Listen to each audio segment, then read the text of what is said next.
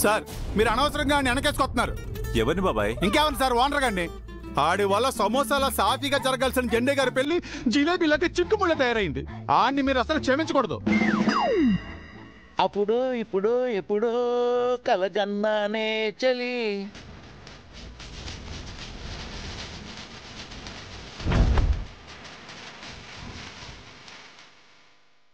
చూసారా సార్ ఆ యదవని? చెయ్యాల్సిందంతా చేసి బురదలో దుల్లిన పందిలాగే ఎలా ఊపుకుంటా ఉల్లాసంగా వస్తున్నాడో. కడుపు రగిలిపోతుంది సార్ అని చూస్తుంటే. బాబాయ్ కూల్ కూల్. ఇప్పుడేంటి, ఆ ట్యాంకర్ గాడి మీద రివెంజ్ తీర్చుకోవాలి అంతే కదా? అప్పుడు కానీ నా కడుపు పని చల్లారదు సార్. అలాగే బాబాయ్, రుణం తీర్చుకుందాం. వాడి లైఫ్లో ఈ నైట్ మర్చిపోకుండా చేస్తాను. చేయండి సార్, వాడికి తెక్క కుదర్చండి. నీ దగ్గర ఒక 500 నోటు ఉందా? ఉంది సార్. అయినా ఆ యదవకి 500 ఎందుకు సార్, ఈ 100 ఇవ్వండి. సూది ధర ఉంటే పట్టరా చెప్తాను. సూది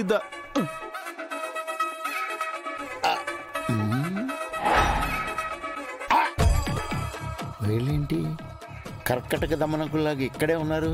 గెటప్ చేంజ్. కన్నులైనా తెరవని ఓ చెట్టు. ఇదిగో సార్.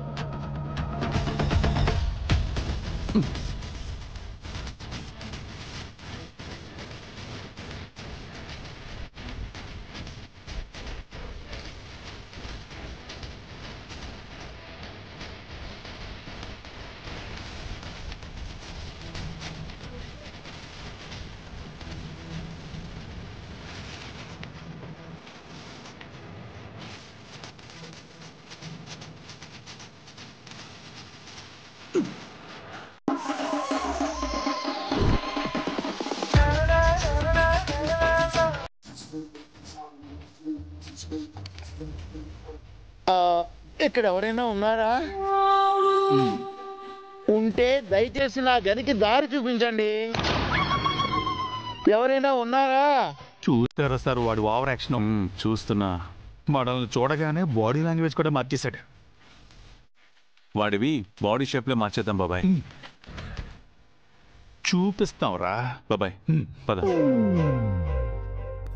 ఉన్నారా? ఏంటి ఓనర్ గారు, ఇంత అర్ధరాత్రి పూట ఎక్కడ తిరిగి వస్తున్నారు? శంకరు, ఇక్కడ కళ్ళున్న నీకు డేకి నైట్కి డిఫరెన్స్ ఉంటుంది కానీ కళ్ళు లేని కబోదిని నాకు రాత్రి అయితే ఏంటి పగలైతే ఏంటి?